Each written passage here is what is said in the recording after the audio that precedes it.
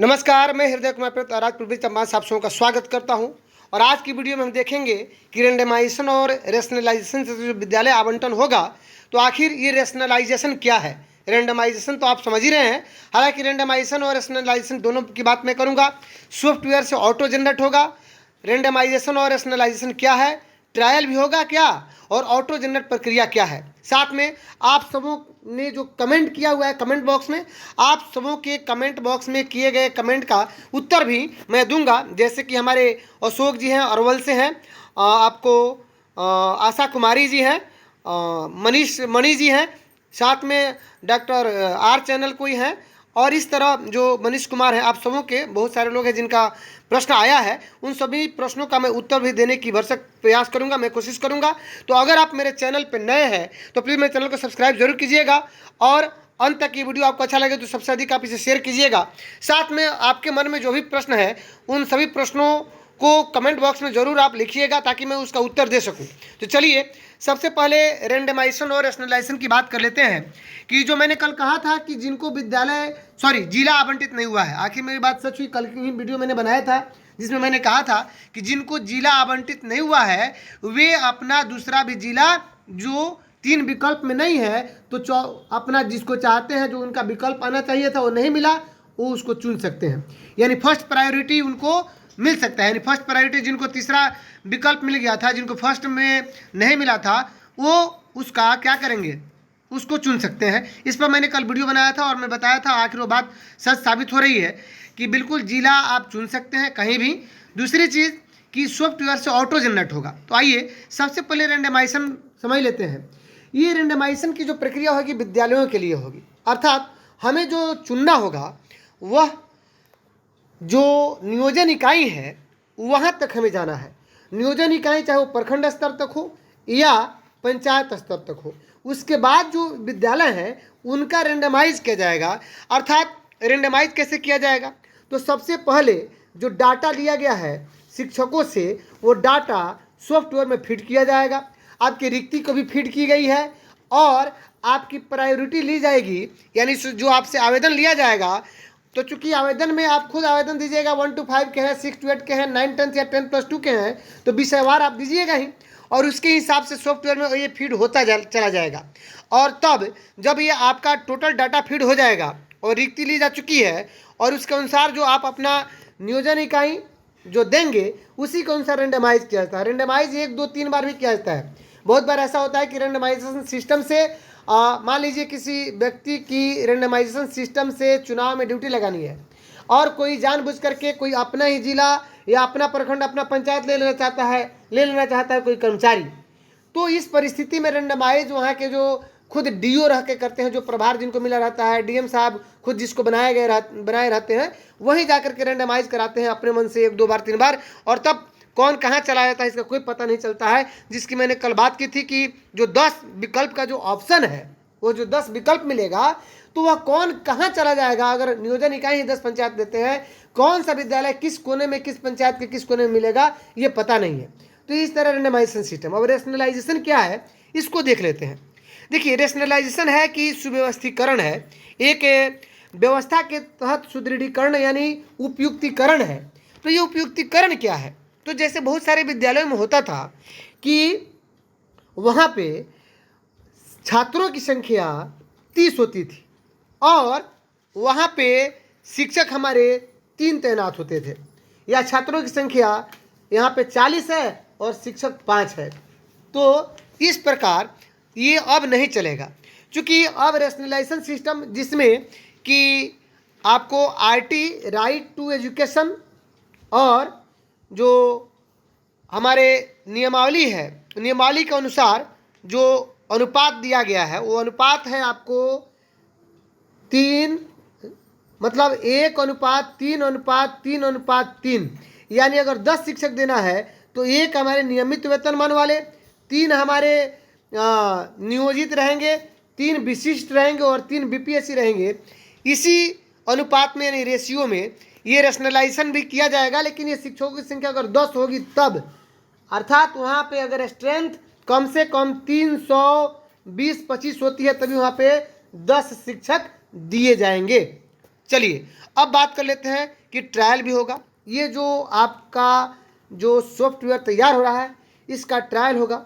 आवेदन के लिए आपको 1 महीने का समय दिया जाएगा जिसमें कि आप सभी आवेदन कर पाएंगे, और ट्रायल भी होगा। और ट्रायल होने के बाद आखिर ऑटो जनरेट प्रक्रिया क्या है, तो वही जो मैं कह रहा था कि ऑटो जनरेट, चूँकि ये सॉफ्टवेयर जो होगा ये ऑटो जनरेट प्रक्रिया होगी जिसमें कि आपका टोटल डाटा फीड किया गया है और ऑटोमेटिकली यानी स्वतः एक वहाँ पे क्लिक किया जाएगा जिसके तहत कौन कहाँ किसको कहाँ मिल जाएगा कौन सा विद्यालय, इसी ऑटो जनरेट प्रक्रिया के तहत प्रोसेस के तहत आपका विद्यालय आवंटन होगा। आज अखबारों में प्रमुखता से बात छापी गई है कि शिक्षकों के ट्रांसफर पोस्टिंग को मासांत तक सॉफ्टवेयर यानी अक्टूबर के अंत तक सॉफ्टवेयर आ जाएगा। 1 महीने का समय यानी नवंबर तक दिया जाएगा। और जहाँ तक कि ट्रांसफर पोस्टिंग की बात है तो दिसंबर या जनवरी फरवरी के पहले तक आपका ट्रांसफ़र हो जाएगा। तो फरवरी कह रहा हूँ इसलिए कि जनवरी फरवरी में ठंड पड़ती है और शिक्षा मंत्री जैसा कि उनका जवाब था या हमारे सिद्धार्थ साहब का कि जब छुट्टी रहती है उसी पीरियड में आपका पदस्थापन होगा ताकि बच्चों के पढ़ाई पे कोई असर नहीं आए। अब आइए, ये जो कहा गया कि रेशनलाइजेशन की बात कर रहा था मैं, तो ये भी छपा हुआ है सासाराम से जिसमें कहा गया है कि ज़रूरत के अनुसार शिक्षक को हर स्कूल में उपलब्ध कराया जाएगा। बहुत सारे विद्यालय में अनावश्यक शिक्षक, जैसे मान लीजिए छात्र कम है और वहाँ पे शिक्षक ज़्यादा है, या हमारे 10+2 में बायोलॉजी के लिए मान लीजिए हमें चाहिए 1 शिक्षक, वहाँ पे 5-5 दे चुके हैं। तो इस तरह की जो व्यवस्था हुई है उन व्यवस्था को सुदृढ़ किया जाएगा। साथ ही आज की पेपर में ये भी बात छपी है जो नियमावली में भी है कि अब किसी भी शिक्षक का प्रतिनियोजन नहीं होगा। अगर प्रतिनियोजन होगा तो जिला स्तर पर अनुशंसित पदाधिकारियों के आदेश से ही होगा, और वो भी प्रतिनियोजन 3 महीने के लिए होगा। और वो भी क्या होगा, उसका क्या किया जाएगा, अगर 3 महीने के बाद फिर उसको रिन्यूअल करना पड़ेगा, उसके लिए अगर दोबारा फिर अनुशंसा करना पड़ेगा तब जाकर के फिर 3 महीना और बढ़ेगा। तो अगर अभी तक ये वीडियो आपको अच्छा लगा हो तो सबसे अधिक इसे शेयर कीजिएगा। आइए आपके हम प्रश्नों को ले लेते हैं। विवेक कुमार जी हैं, और विवेक कुमार जी लगातार मेरी वीडियो को देख रहे हैं। उन्होंने प्रश्न किया था और वे कमेंट बॉक्स में कमेंट किए थे कि उनका आज तक फ़ोटो सिंक नहीं हुआ है, और उन्होंने कहा था चलिए आपके बताए अनुसार मैं फ़ोटो सिंक करने की कोशिश करता हूं, देखिए होता है कि नहीं होता है। और बाद में उन्होंने मुझे मैसेज भी किया, सर 3 बार मैसेज किया कि मेरा फ़ोटो सिंक हो गया, मेरा ही नहीं बल्कि मेरे पूरे विद्यालय के ही शिक्षकों का फ़ोटो सिंक हो रहा है। तो बहुत बहुत धन्यवाद विवेक कुमार जी। आइए, साइलेंट कोई रोर करके चैनल वाले हैं एक हमारे, कि क्या GOV ब्रिज कोर्स कराएगा, प्लीज़ ये बताइएगा, यानी क्या गवर्नमेंट ब्रिज कोर्स कराएगा? जी बिल्कुल, जो बीएड योग्यताधारी हैं जिनकी बहाली 1 to 5 में हुई है उनको सरकार ब्रिज कोर्स जरूर कराएगी, निश्चिंत रहिए। 100% ब्रिज कोर्स कराना है सरकार को।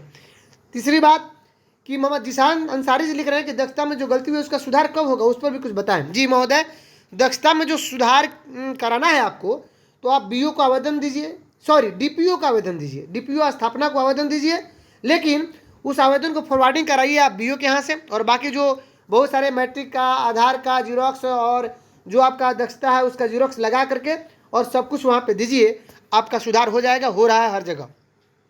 चलिए, आशा कुमारी जी को डर है कि अगर वे डाटा क्लियर कर रही हैं तो उनका टोटल डाटा डिलीट हो जाएगा। जी महोदया, मैं आपको आश्वस्त करना चाहूँगा 100% कि क्लियर करने के बाद आप कीजिएगा तो कोई डाटा आपका पुराना जो हाजिरी बना चुके हैं, अगर आज 20 तारीख है और 18 तारीख तक 19 तारीख तक हाजिरी बना चुके हैं तो कोई आपका डाटा क्लियर नहीं होगा, पूरा हाजिरी आपका रहेगा क्योंकि ऑनलाइन पोर्टल पर सिंक हो चुका है।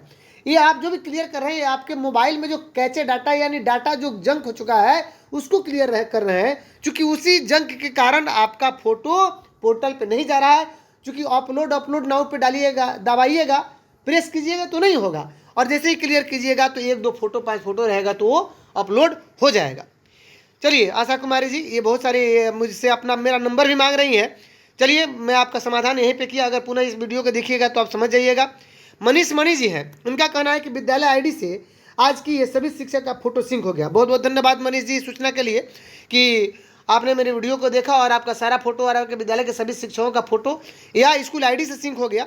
चलिए, कोई @R चैनल है, वो कह रहे हैं कि आप सैटरडे के टाइम टेबल के बारे में बताएं, क्या किस घंटे में हो सकती है, और साथ ही वीकली टेस्ट 6 to 8 में होगा, कितना मार्क्स का होना चाहिए। जी महोदया, ये भी मैं बताऊंगा, इसके लिए मैं एक सब सैटरडे पर एक वीडियो बना दूंगा कि क्या कैसे करना है। मनीष कुमार जी कह रहे हैं कि हाँ सर, आपका वीडियो देखकर फोटो सिंक किया, हो गया, थैंक्स जी, बहुत बहुत धन्यवाद इस सूचना के लिए मनीष कुमार जी। चूँकि आप अपने नाम के साथ अपने डिस्ट्रिक्ट का नाम भी लिख पाते तो मैं ये जान पाता कि आप मुझे इस बिहार में किस किस ज़िले से देख रहे हैं। और चलिए साथ में ये हैं @यमराज गेमिंग, तो यमराज गेमिंग चैनल वाले हैं। इनका कहना है कि 6th फेज में DLED प्रशिक्षित जो लोग हैं उनको कब से प्रशिक्षित वेतनमान मिलना चाहिए। जी महोदय, आपका जो प्रशिक्षित वेतनमान जिस तिथि को जब आपने योगदान किया उसके 2 साल के बाद, जैसे ही आपका योगदान के 2 वर्ष के बाद, यानी जिस दिन आपका 2 वर्ष पूर्ण होता है उसी तिथि से आपको प्रशिक्षित वेतनमान का लाभ मिलेगा।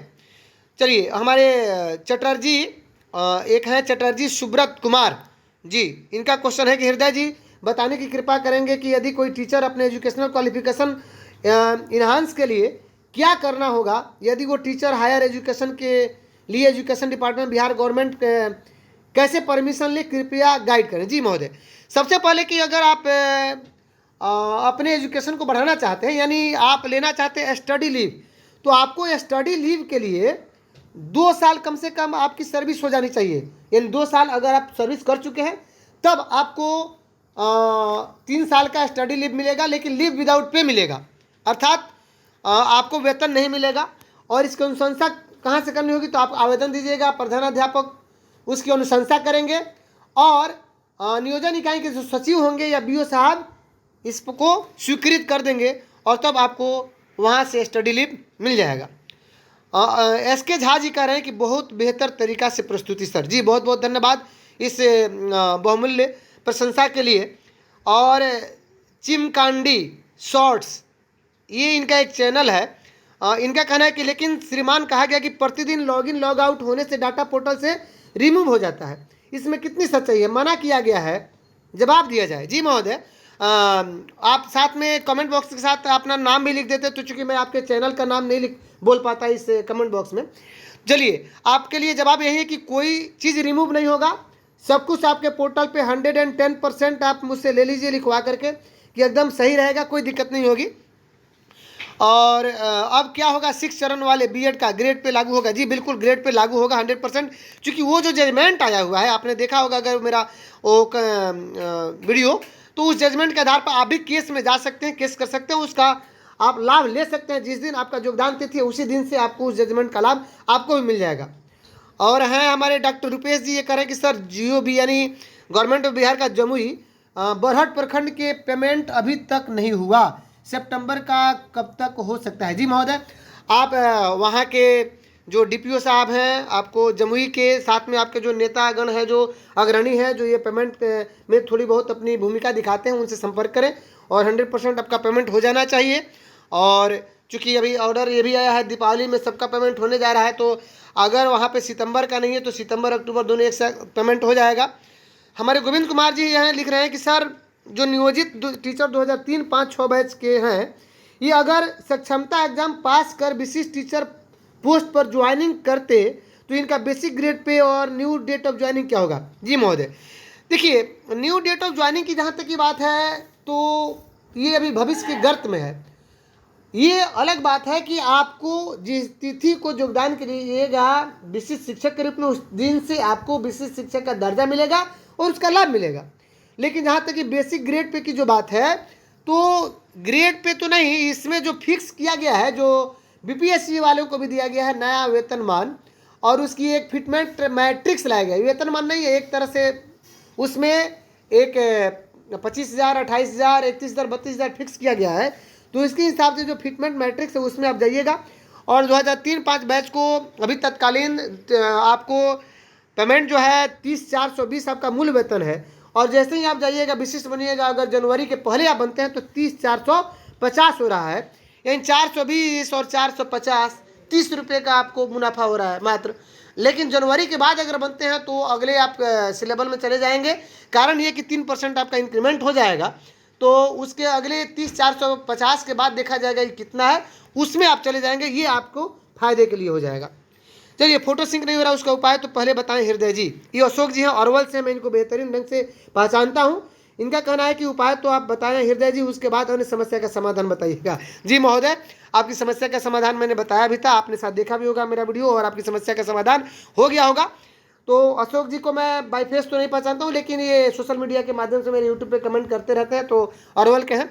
चलिए, तो अगर अभी तक मेरा वीडियो आपको अच्छा लगा हो तो सबसे अधिक इसे शेयर कीजिएगा। आपके मन में भी कोई अगर प्रश्न है तो इस प्रश्नों को मेरे कमेंट बॉक्स में जरूर डालिएगा। और अगर आप मेरे चैनल पर नए हैं तो फिर मेरे चैनल को सब्सक्राइब जरूर कीजिएगा। मिलते हैं नेक्स्ट वीडियो में, तब तक के लिए थैंक यू।